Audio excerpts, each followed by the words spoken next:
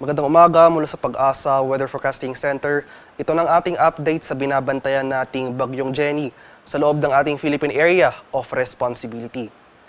Kaninang alas 4 ng umaga, huling namataan yung sentro ni Bagyong Jenny sa layong 835 kilometers silangan ng gitnang Luzon. Bahagya pa itong lumakas at isa pa rin itong tropical storm category na may taglay na lakas ng hangin na malapit sa gitna na umaabot sa 85 kilometers per hour at pagbugso na umaabot sa 105 kilometers per hour. Patuloy itong gumagalaw pahilagang kanluran sa bilis na 20 kilometers per hour. At makikita dito sa ating latest satellite images na yung trough o buntot ng nasabing bagyo ay kasalukuyang nagdudulot ng mga kalat-kalat na pag-ulan, pakulog at pagkilat sa silangang bahagi ng ating bansa. Samantala, sa areas naman ng Southern Luzon, nalalabing bahagi ng Visayas at Western section ng Mindanao, ito namang southwest monsoon o hanging habagat ang magdudulot ng mga kaulapan at mataas sa tsansa ng pag-ulan. Ano nga ba ang magiging galaw at lakas nitong si Jenny sa mga susunod na araw?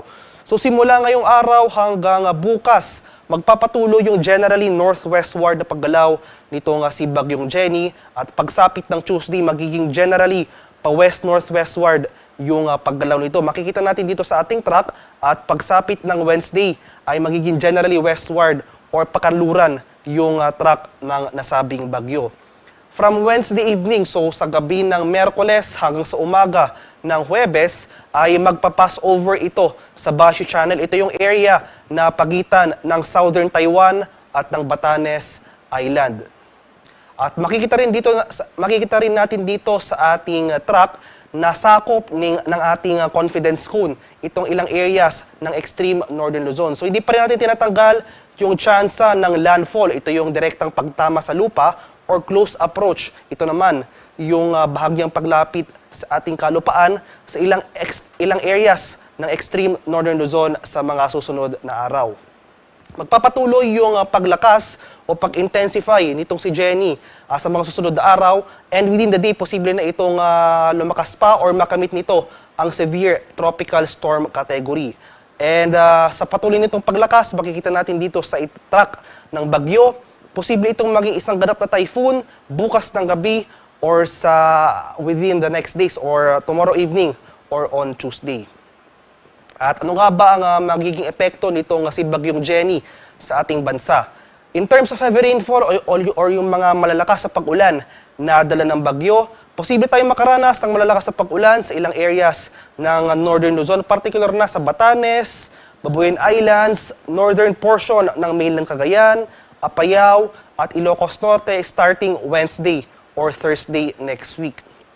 And in addition sa mga direktang pag-ulan na dala ng rain bands nitong si Bagyong Jenny, ito namang southwest monsoon o hanging habagat na pinapairal ng nasabing bagyo ay magdudulot rin ng heavy rainfall or malalakas sa pag-ulan sa ilang bahagi ng ating bansa sa mga susunod na araw.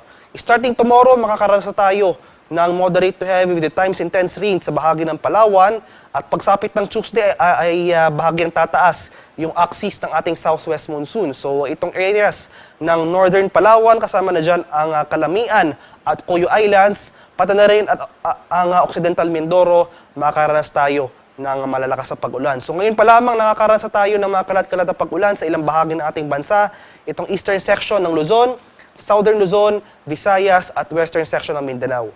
Kaya patuloy tayong maging handa at alerto sa mga banta ng biglang pagbaha or pagguho ng lupa sa mga susunod na araw na dala nitong si Bagyong Jenny at itong southwest monsoon na pinapairal nito.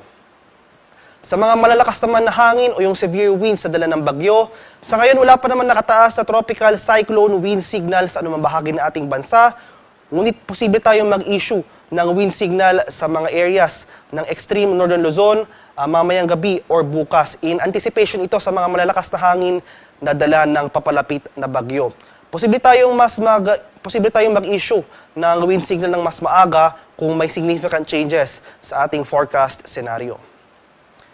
And in terms naman sa mga malalakas na hangin na dala ng habagat, makakaranas tayo ng gusty conditions, especially sa mga areas ng ating dagat baybayin at mga bulubundukin. So starting today hanggang bukas, sa mga areas ng Palawan, Romblon at Western Visayas, makakaranas tayo ng malalakas na hangin at mas rarami pa yung mga areas na makakaranas ng gusty conditions. So starting Tuesday, sa areas naman ng Western Visayas, buong Mimaropa, buong Kabikulan at ang malaking bahagi ng Calabarzon.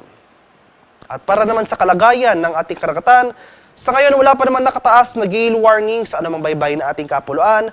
Ngunit inaasahan natin na starting tomorrow, itong si Bagyong Jenny ay magdudulot ng katamtaman hanggang sa maalong karagatan sa mga dagat baybayin ng extreme northern Luzon at itong northern portion ng mainland Cagayan. So dahil dito, posible rin tayong mag-issue ng gale warning sa mga susunod na araw in anticipation naman sa mga matataas na alon na dala ng bagyo. Kaya sa ating mga kababayang mangingisda at may mga maliliit na sasakyang pandagat, kung maaari ay huwag po muna tayong pamalaot dahil inaasahan natin ang pagtaas ng mga alon sa mga susunod na araw na dala ng papalapit na Bagyong Jenny.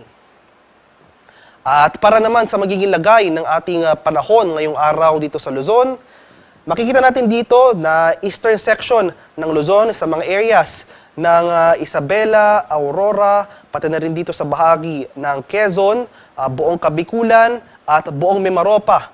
Makakaranas tayo ng maulap na kalangitan na may mga kalat-kalat na pag-ulan, pagkulog at pagkilat na dala ng habagat. So itong areas ng Southern Luzon, makakaranas tayo ng mga pag-ulan na dala ng habagat. Samantalang itong eastern section ng Luzon ay dulot naman itong trough o yung buntot ni Bagyong Jenny. Nalalabing bahagi ng Luzon kasama na dyan ng Metro Manila ay mas maaliwalas na panahon na ating inaasahan. Mostly cloudy tayo throughout the day. Asan pa rin natin yung mga tsansa ng pulupulong pag-ulan na may pagkulog at pagkilat na dulot ng localized thunderstorms. Kadalasan yan nangyayari sa hapon hanggang sa gabi. Agwat ang temperatura sa lawag ngayong araw, posible maglaro mula 25 to 33 degrees Celsius. 18 to 25 degrees naman dito sa Baguio City at 25 to 34 degrees Celsius sa Tuguegarao. Temperature forecast para sa Metro Manila ngayong araw ay mula 25 to 32 degrees Celsius. 22 to 30 degrees naman dito sa Tagaytay at 25 to 31 degrees Celsius sa Legazpi City.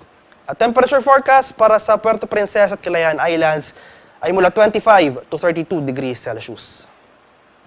At sa bahagi naman ng Visayas at Mindanao, buong Visayas makakaranas ng mataas na tsansa ng pag-ulan as well as itong western section ng Mindanao sa mga areas ng Zamboanga Peninsula at Barm. Kaya sa mga nabanggit na lugar, especially sa mga sunod na araw, patuloy tayong maging handa at alerto sa mga banta ng flash floods at landslides. Sa nalalabing bahagi ng Mindanao, itong eastern section ng Mindanao area ay mas maaliwalas sa panahon ang ating mararanasan. Maghanda pa rin tayo sa mga tsansa ng isolated rain showers or localized thunderstorms. Agwat ng temperatura sa Iloilo ngayong araw, posible maglaro mula 25 to 32 degrees Celsius. 25 to 32 degrees Celsius rin dito sa bahagi ng Cebu at Tacloban area. Temperature forecast para sa Cagayan de Oro ay mula 25 to 33 degrees Celsius. 26 to 33 degrees naman dito sa Davao at 25 to 33 degrees Celsius sa Zamboanga.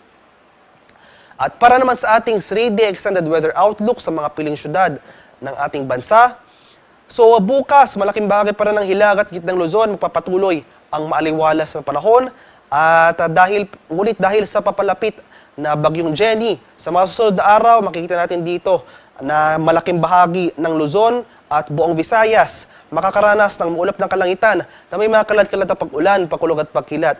Pinagsamang epekto yan ng yung trough o buntot ni Jenny as well as yung southwest monsoon o hanging habagat na pinapairal nito. Samantala, malaking bahagi ng Mindanao, particular na sa Metro Davao area o yung eastern section ng Mindanao, magpapatuloy yung maaliwalas sa panahon, generally fair weather conditions for the next 3 days, maliban na lamang sa mga tsansa ng thunderstorms, usually sa hapon nga hanggang sa gabi. Temperature forecast para sa Metro Manila sa susunod na 3 araw ay mula 24 to 32 degrees Celsius. 17 to 25 degrees naman dito sa Baguio City at 24 to 31 degrees Celsius sa Legazpi City. Temperature forecast para sa Metro Cebu for the next 3 days ay mula 25 to 33 degrees Celsius at 25 to 34 degrees naman dito sa Metro Davao area.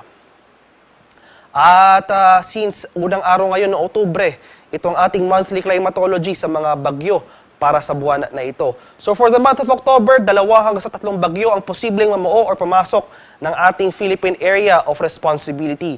At makikita natin dito sa diagram na ito yung mga tracks sa pwedeng tahakin ng mga posibleng bagyo na mamuo para sa buwan na ito. So yung una at itong pangalawang track, makikita natin dito. Ito yung tinatawag natin na recurving track o ito yung mga bagyo na pumapasok or namumuo sa loob ng ating Philippine Area of Responsibility. Bahagyang lalapit ito sa ating bansa at magre-recurve ito patungo sa northeastern portion ng ating PAR. And magpapatuloy itong lalabas papunta sa area ng Japan or Korea. At yung pangatlo, pang-apat at pang-limang track, ito yung mga landfalling tracks or ito yung mga bagyo na posibleng tumama sa ating kalupaan. So yung pangatlong track, yung mga bagyo na posibleng mag-landfall sa area ng Northern at Central Luzon, babaybayin nito ang mainland Luzon at paglabas ng West Philippine Sea, magpapatuloy ang paggalaw nito patungo sa Hong Kong or China area.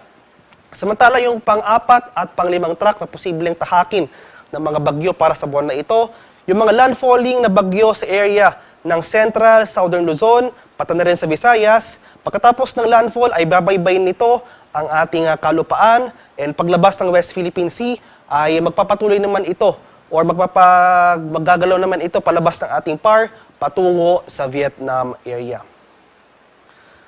At yan naman po ang latest mula dito sa Pag-asa Weather Forecasting Center. Magandang umaga sa ating lahat. Ako po si Dan Villamil Laguulat.